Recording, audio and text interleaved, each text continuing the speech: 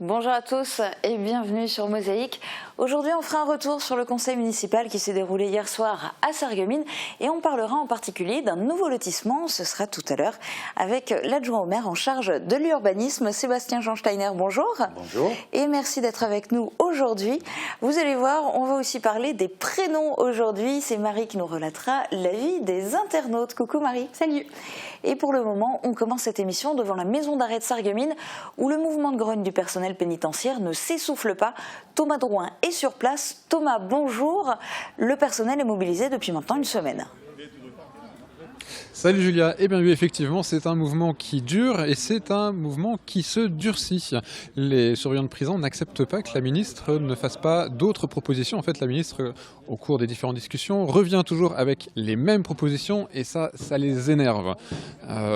Pour le moment, peuvent rentrer seulement les familles, tout ce qui est médical, mais les gardiens de prison pensent vraiment encore durcir le mouvement si rien ne change et même déposer les clés, c'est-à-dire plus aucun surveillant de prison à l'intérieur. On a fait une interview avec l'un d'eux, je te proposerai de l'écouter tout à l'heure dans l'émission. Merci Thomas. Donc oui, effectivement, on y revient tout à l'heure. Pour le moment, on regarde le résumé de l'actu en 60 secondes. 59 postes supprimés, tension sociale au sein du Républicain lorrain, l'arrêt des rotatives du Républicain lorrain et le transfert de l'impression vers Houdemont va entraîner la suppression de 59 postes.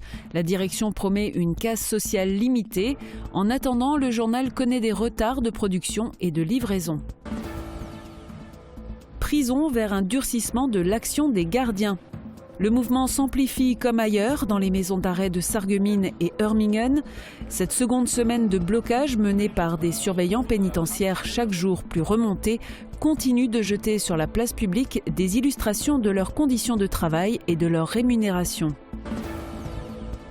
Le Conseil de développement entre en phase active. 29 représentants de la société civile issus de l'arrondissement de Sarreguemines vont apporter leur expertise face aux enjeux du territoire. Cette instance citoyenne pourra être consultée par les élus. Elle travaillera aussi sur des thématiques choisies et soumettra des propositions. N'hésitez pas, ouvrez la porte aux agents recenseurs. Celui que nous voyons à l'écran s'occupe de la commune de Hambach. De maison en maison, il propose de remplir le formulaire en ligne. Si la ville souhaite passer au 100% numérique, il existe toujours la possibilité de remplir le questionnaire papier. Les données recueillies servent entre autres à la dotation de fonctionnement perçue par la ville. Aucune utilisation commerciale des données n'est faite. MOSL pour une Moselle sans limite, un grand show au Galaxy d'Amnéville a lancé la marque du territoire. Le département entend souffler un vent de jeunesse et de dynamisme. Selon Patrick Weiten, son président, elle a pour ambition de rassembler les énergies, d'incarner les ambitions et l'excellence des Mosellans. Et les infos côté ciel, voici les prévisions de Météo France pour demain. Avec le Crédit Mutuel, partenaire des grands événements sportifs.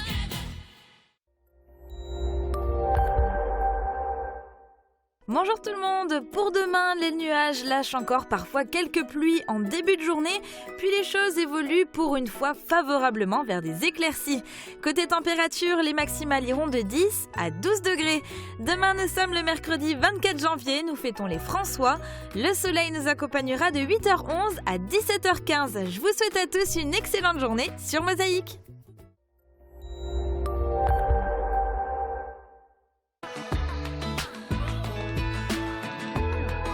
Ravalement de façade, crépissage, isolation extérieure. Ne cherchez plus, faites appel à Eurofaçade. Un conseil express bouclé en 1 heure top chrono. Le conseil municipal de Sarreguemines était en séance hier soir avec seulement 11 points à l'ordre du jour et sans polémique ni grand débat à l'horizon, le conseil s'annonçait très court. Résumé de cette 33e séance. Quelques mots pour présenter ses vœux de début d'année et le maire ouvre la séance. Première annonce, l'ajout d'un vote en point divers concernant la signature électronique. À chaque conseil, le premier point à l'ordre du jour est une formalité, l'approbation du procès-verbal de la précédente séance. Aucune remarque dans l'Assemblée qui l'approuve à l'unanimité. Point numéro 2, un simple complément à une précédente délibération concernant la création d'un poste de directeur général adjoint des services. Il s'agit juste d'apporter une précision à la demande du sous-préfet. Le point numéro 3 est toujours un passage obligé du Conseil de janvier, les opérations de fin d'année. Particularité cette année, largement expliquée par l'adjoint aux finances, pas de rattachement de facture de début d'année à l'exercice précédent. Dans le cadre de la procédure de certification par la Cour des comptes, la ville de Sarreguemines a dû modifier son plan comptable. Désormais, il n'y a plus de journée complémentaire permettant en janvier de faire cette opération de rattachement de facture à l'exercice précédent. Le 4e point concernait exclusivement le conservatoire. Suite à un contrôle, il doit désormais se mettre en conformité en s'acquittant d'une redevance à la SEAM, la Société des éditeurs et auteurs de musique, pour les photocopies de partitions. Calculée en fonction du nombre d'élèves, elle s'élève à 1 813 € TTC pour 2018 et il n'y a pas d'effet rétroactif. Le point numéro 5 consistait à solder la convention d'affermage qui a pris fin en 2017 concernant les parcs de stationnement du Carré-Louvain et du Moulin. Cela concernait les places de stationnement neutralisées avant leur réouverture suite aux travaux entrepris par la ville. Le conseil municipal a accepté la prise en charge de la perte d'exploitation par le délégataire et a compensé les 2 samedis de stationnement gratuit en décembre dernier durant le marché de Noël. Coût total pour la ville, un peu moins de 5 300 € TTC. 6e point à l'ordre du jour, l'utilisation d'équipements sportifs communaux par les lycées. Un avenant va être signé avec la région Grand Est pour prolonger la convention jusqu'au 1er janvier 2019. À cette date, de nouvelles modalités et de nouveaux tarifs seront applicables. En 2017, la région a versé à la ville 1 438 € pour l'utilisation des équipements sportifs communaux par les lycéens. Autre convention à l'ordre du jour en point numéro 7, cette fois avec la Casque, et concernant le déneigement des zones industrielles et commerciales. C'est une compétence communautaire, déléguée à la ville, moyennant une rémunération forfaitaire de 30 000 €, comprenant la main-d'œuvre, les équipements, le carburant et les fournitures. 8e point, le lotissement Le Domaine de la Blise va bientôt voir le jour en face du centre nautique communautaire. Les voiries et équipements communs du lotissement vont faire l'objet d'un transfert amiable à la ville. En outre, les différentes étapes du chantier des habitations seront contrôlées par les services techniques de Sarreguemines. Le point numéro 9 avait pour objet une convention de mise à disposition d'une partie de l'ancien site des faïenceries au profit de la ville de Sarreguemines. L'établissement public foncier de Lorraine va mettre à disposition 3 emprises déjà accessibles au public qui relèveront officiellement de la ville. Le cheminement en bord de Sarre, l'aire de jeu et les jardins potagers, lesquels seront maintenus en attendant le futur aménagement des anciennes faïenceries. Le point numéro 10 ne faisait pas l'objet d'un vote, simplement 2 communications, l'une concernant un emprunt sur 15 ans réalisé en fin d'année en profitant d'un taux fixe attractif. L'autre avait pour objet d'expliquer l'utilisation de la ligne de trésorerie, une ponction ponctuelle, rapidement comblée, mais qui avait été nécessaire suite à un retard de versement d'un emprunt. Enfin, le 11e point, divers, concernait la signature électronique des budgets. Le conseil municipal a autorisé le maire et l'adjoint aux finances à signer électroniquement les budgets sur le portail de gestion publique. Tous ces points ont été traités en tout juste 1 heure, avec uniquement des votes à l'unanimité. Il y en a certaines qu'il va falloir qu'on... Sébastien-Jean Steiner, parmi les points abordés hier soir, il y en a un qui vous concerne directement, c'est le domaine de la Blise, un nouveau lotissement. Combien de maisons vont être construites dans ce lotissement ? Pour l'instant, je dirais, d'après les surfaces qui sont disponibles, je pense entre 35 et voire 40 maisons individuelles, des pavillons. Et donc prochainement. Et la ville va être particulièrement attentive aux différentes étapes. Alors vous allez nous expliquer tout ça tout à l'heure, mais pour le moment, on va retourner à la maison d'arrêt de Sarreguemines où Thomas Drouin a pu recueillir le témoignage de Jean-Michel Girardi. Alors, est-ce que vous pouvez un peu m'expliquer le mouvement aujourd'hui ? Vous l'avez durci ici à Sarreguemines. Concrètement, qu'est-ce qui se passe ? On a une ministre qui a reçu nos représentants syndicaux, donc les 3 syndicats, et elle a reproposé exactement la même chose qu'on refusait il y a 1 semaine. Donc il est logique que le mouvement ne peut que se durcir, quoi. Si maintenant la dame elle veut vraiment qu'on arrête de faire grève, c'est pas compliqué. Un surveillant brigadier policier, un surveillant brigadier surveillant, on a 300 € de paye de différence. Donc la moindre des choses, c'est qu'on ait la même paye au moins. Donc il y a 300 € tous les mois qui me manquent sur ma paye. Donc ça, après, il y a le niveau sécuritaire, ils n'arrêtent pas de dire qu'on va embaucher, mais ils embaucheront qui ? Il n'y a personne qui veut venir, plus personne ne veut venir travailler dans une prison. On est mal payé, on est mal considéré, personne ne veut venir. Les gens préfèrent. Il y a l'année prochaine, il y aura beaucoup d'embauches chez les policiers et les gendarmes. Donc la plupart des jeunes vont préférer aller déjà dû au salaire, aller chez les policiers et les gendarmes. Donc nous, on n'aura personne. Donc même si on nous promet des embauches, il n'y aura pas d'embauche. C'est clair. Ici à Sarreguemines, donc vous avez bloqué aujourd'hui. Qui pouvait rentrer, qui ne pouvait pas rentrer? Alors ce qui est important, qui peut rentrer et ce qu'on laissera toujours faire, c'est déjà le médical. S'il y a un problème, toubib, infirmière, tout ça, c'est logique de rentrer. Et c'est tout, en gros, le gros machin qui peut rentrer encore, c'est ça. Après, nous, on a nos collègues, il y a des collègues à nous qui travaillent encore. On a juste bloqué les postes fixes. Alors, les postes fixes, c'est des fonctions de bureau. Donc là, à l'intérieur, il y a 5 surveillants. C'est cela, 5 surveillants, un chef d'établissement et un gradé. Et vous avez, la détention, voilà. Vous avez aussi laissé rentrer les visites aux détenus. Oui, ça c'est aussi une chose qu'on bloquera jamais. On ne va pas bloquer les parloirs, non, pas possible, quoi. C'est logique que les détenus encore voient leur famille, quoi. Ils ne sont pas dans notre conflit, on n'a pas à bloquer ça, quoi. C'est clair. Et si le mouvement devait se durcir encore, qu'est-ce que vous avez encore en stock? Le dépôt des clés. Voilà, donc à partir du moment où on dépose les clés, nous, tout surveillant sortira. Et il restera bien sûr nos 2 chefs. Et puis des gendarmes et des policiers qui géreront la prison. Alors là, après, à eux à voir s'il y a encore des parleurs ou pas. Ça, c'est pas nous qui gérerons. Merci. On retourne maintenant en Sarre. La semaine dernière, nous vous avons expliqué que le Land subit actuellement une hausse des morts par overdose. Pour prévenir ces décès, il peut s'appuyer sur une salle de shoot. Mosaïque a pu y pénétrer pour s'en faire expliquer le fonctionnement. C'est un quartier de Saarbrück comme un autre, un parc et des écoles, et derrière ces murs, le Drogenhilfezentrum, ou DHZ, un centre d'aide aux toxicomanes ouvert en 1992 et dans lequel se trouve une salle de consommation à moindre risque, en d'autres termes, une salle de shoot. Ici, il n'y a aucune vente de drogue, la personne arrive avec ses propres produits. Le client montre sa drogue par la fenêtre, l'auxiliaire la contrôle et vérifie si le client est bien enregistré. Et si tout est OK, elle ouvre la porte. Un scénario qui se répète entre 120 et 150 fois par jour. Certains clients reviennent parfois à plusieurs reprises dans la même journée. Cocaïne et héroïne sont les produits les plus consommés ici. Pour la sécurité des toxicomanes, seuls les ustensiles du centre peuvent être utilisés. Une seringue neuve est fournie en échange d'une déjà utilisée. Pour l'héroïne, le centre propose des cuillères neuves et de la vitamine C. Les clients entrent ici dans la salle de consommation. On a là une cabine pour ceux qui fument et là des places pour les clients qui se droguent par intraveineuse. Ils déballent leur matériel à leur place et consomment. Les miroirs sont utilisés par ceux qui se piquent dans le cou ou dans l'aine.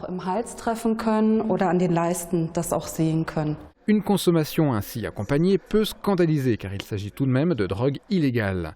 Peter Becker, directeur du centre, mais aussi ancien chef de la police de Saarbrück, ouvre le débat. En Allemagne aussi, la possession de drogue dure est interdite et punie par la loi. De l'autre côté, naturellement, nous ne voulons pas que quelqu'un meure d'une maladie due à la drogue. Au fond, nous devons trancher. Veut-on une répression inconditionnelle ou voulons-nous aider de graves malades à rester en vie et peut-être les amener à sortir de la drogue? Nous avons tranché. Et dans cette optique, le bilan du DHZ est bon. En 2016, le centre a par exemple dû faire face à 41 cas d'arrêt respiratoire qui auraient été mortels à l'extérieur. Depuis son ouverture, personne n'est mort d'overdose au Drogenhilfezentrum.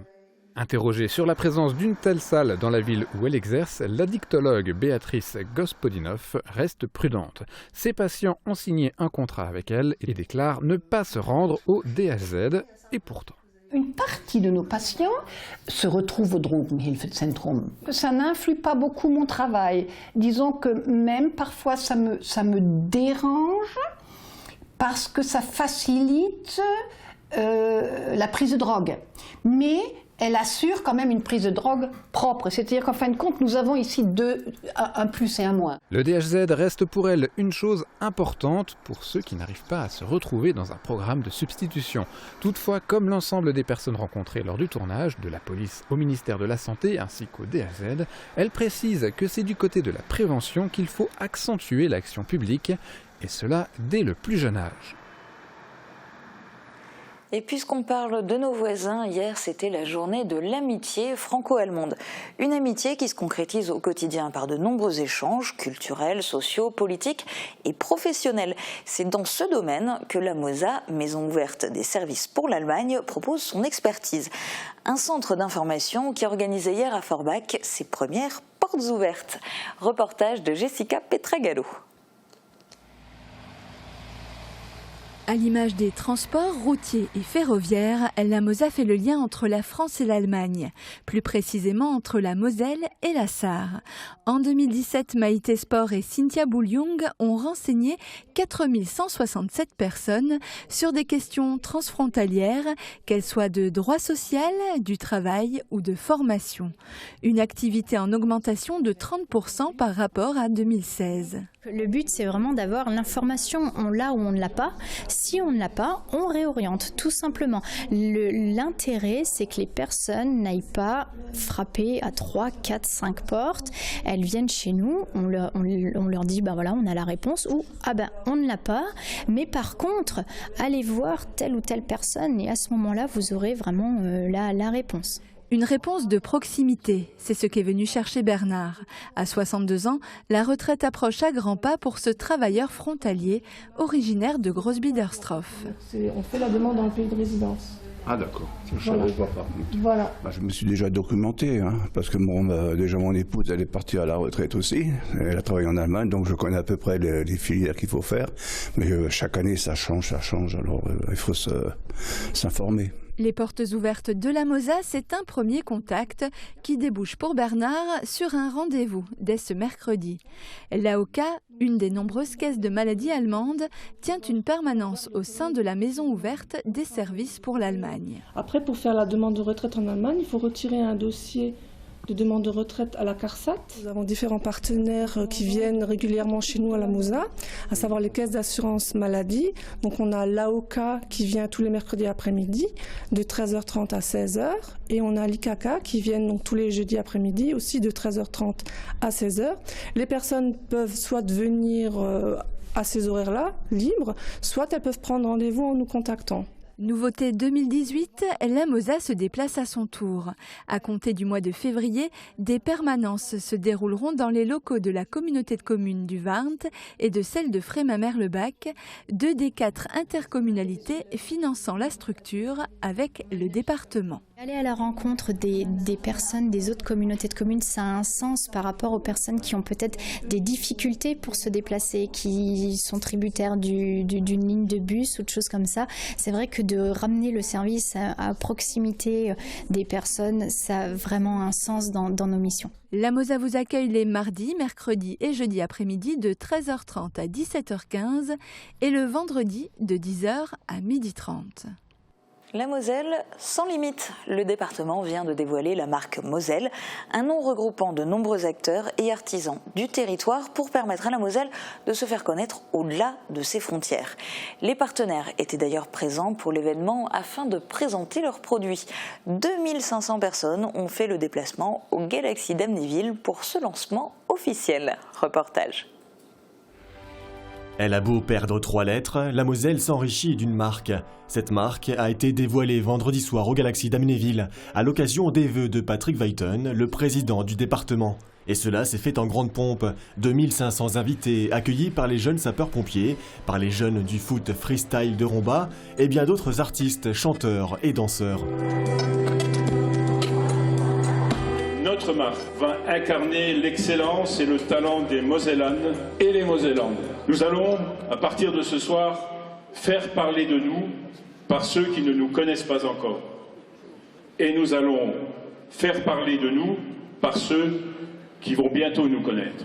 1 an et demi après le dévoilement de la marque de territoire de Metz Métropole, Inspire Metz, le département se dote de la sienne. L'objectif est le même, faire la promotion du territoire. On est dans la compétition des territoires. On doit armer notre grande région afin qu'elle puisse compter dans le paysage des 13 régions de France. Et la Moselle doit jouer son rôle, doit trouver sa place.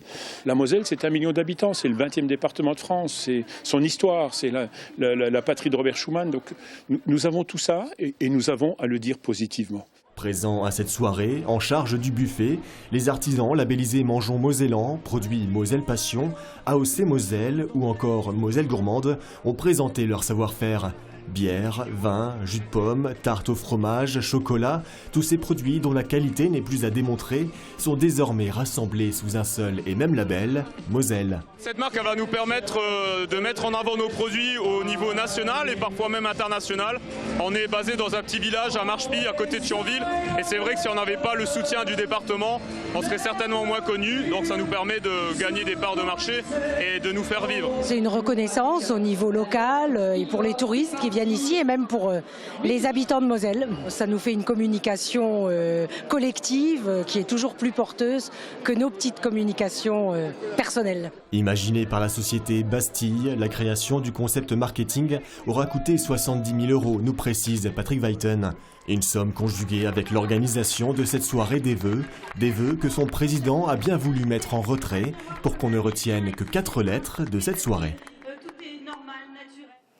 Et on se retrouve dans un instant pour la question du jour et l'interview de Sébastien-Jean Steiner. A tout de suite.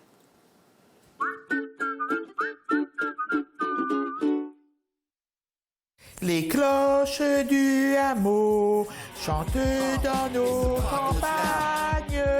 Et ça qui se chante bien, hein? C'est de la bombe, bébé. Le son du chalumeau et quel... Restez dans le coup avec la passion de l'audition.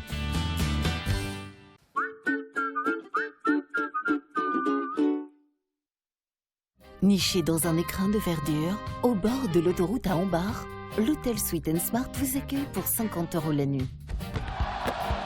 Sweet & Smart soutient à fond le SFC. Fort de ses 70 agences et de ses 6000 intérimaires par jour, DLSI soutient le SFC en championnat. DLSI, l'énergie de vos emplois et de vos footballeurs. Fini la trêve hivernale, le championnat de National 3 reprend pour ce premier match de l'année. Samedi, le SFC reçoit la réserve de Strasbourg. Un match à suivre en direct dès 18 h sur Mosaïque.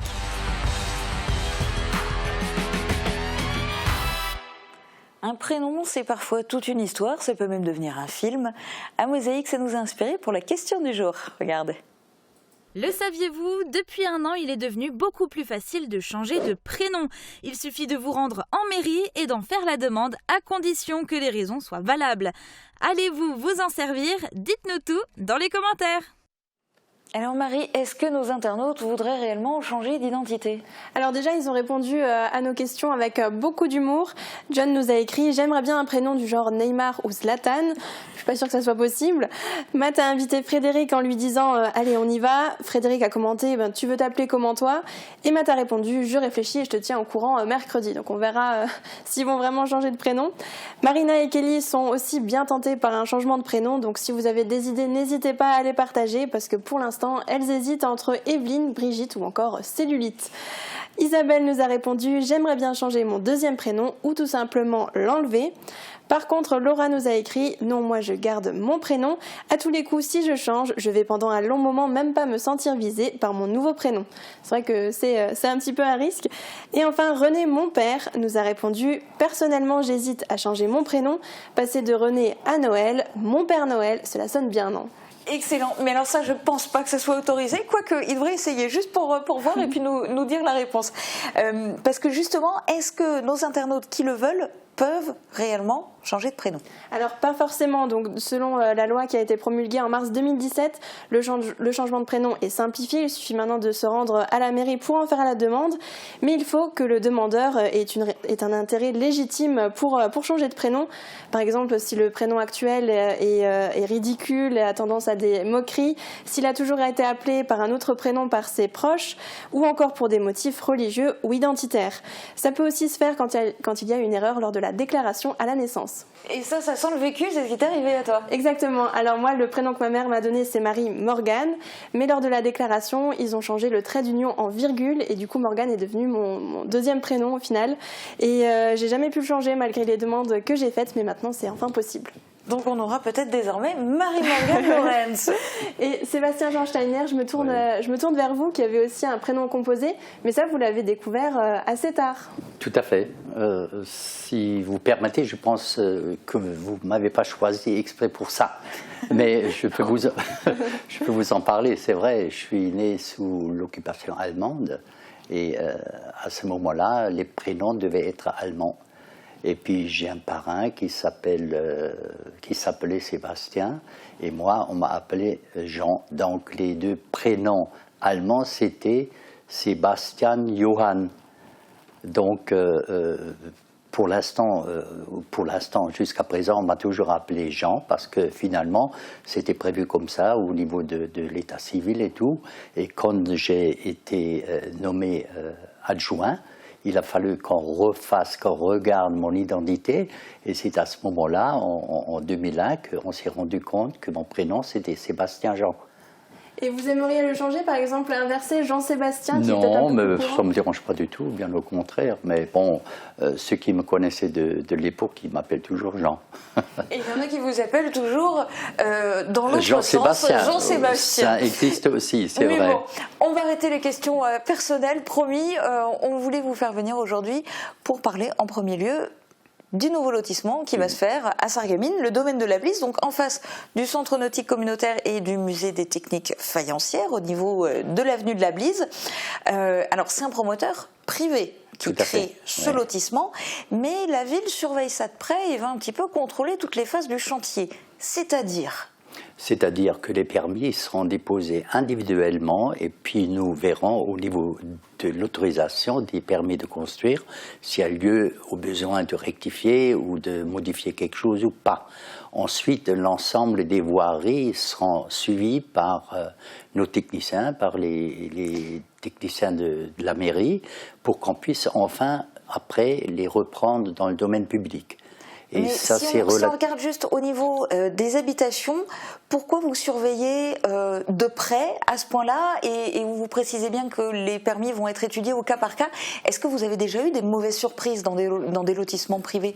Oui, tout à fait. Il y a des lotissements privés où je dirais pas par rapport aux habitations proprement dit, mais par rapport à la voirie, etc. Souvent, ça a été fait au rabais. Et 10 années après, quand la ville reprend dans le domaine public, on est obligé de refaire tout ce qui a été mal fait. Et c'est pour cette raison qu'aujourd'hui, on prend les dispositions qui s'imposent carrément pour prescrire les travaux tels qu'ils doivent être faits, comme si la ville le faisait pour elle-même. Parce que voilà, justement, au niveau voirie, il va donc y avoir la création d'une rue parallèle à l'avenue de la Blise, et qui traversera ce lotissement. Tout à fait. Et donc cette rue, elle va être construite par le promoteur, mais ensuite elle revient à la ville et c'est la ville qui l'entretient, c'est ça? Tout à fait. D'accord, donc du coup ce n'est pas à vous de la financer, mais vous gérerez l'entretien. Oui, on gérera l'entretien et finalement il y a comme une participation qui se fera, je dirais par rapport aux différents taxes que les uns et les autres payeront, vous voyez. D'accord, au niveau de la construction notamment. Alors, sur cet emplacement, il va aussi y avoir la création d'un parking, notamment en priorité pour les usagers du centre nautique communautaire. Donc celui-là, du coup, il relèvera de la casque. Tout à fait. Et c'est un parking qui fait de l'ordre de 100 places, qui est parallèle à la rue aussi, et qui sera arboré de façon à ce que ça donne un aspect relativement agréable. Ensuite, il y a d'autres travaux qui sont prévus par rapport à cette surface de parking. Il était question de mettre une aire de jeu et cette aire de jeu sera ensuite transférée au bas de l'ancienne caserne Gallieni. À proximité, l'emplacement n'est encore pas défini, mais ce sera à proximité notamment du gymnase qui va être créé. Et ensuite, il faut quand même partir que par rapport à ça, c'est une entrée de ville. Et puis, on est parti du principe qu'il n'y aura pas de bâtiment collectif. Il n'y aura que du résiduel ou du résidentiel, pardon. Et pratiquement, maisons individuelles, en tout cas des maisons individuelles. Ouais. Alors ces maisons, a priori, les premières devraient sortir de terre quand? Parce que là, on a vu un petit peu des images. Pour le moment, on n'en est pas du tout à creuser des fondations encore, même si on voit des trous. Non, pas du tout.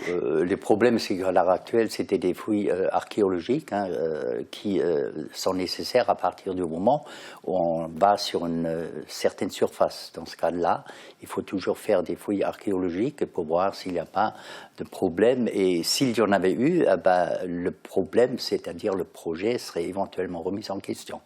Et là, on ne peut rien contre. Mais là, ce n'est pas le cas, donc le projet verra le jour. A priori, premières maisons, elles vont commencer je quoi? pense que ce sera pour les grandes vacances.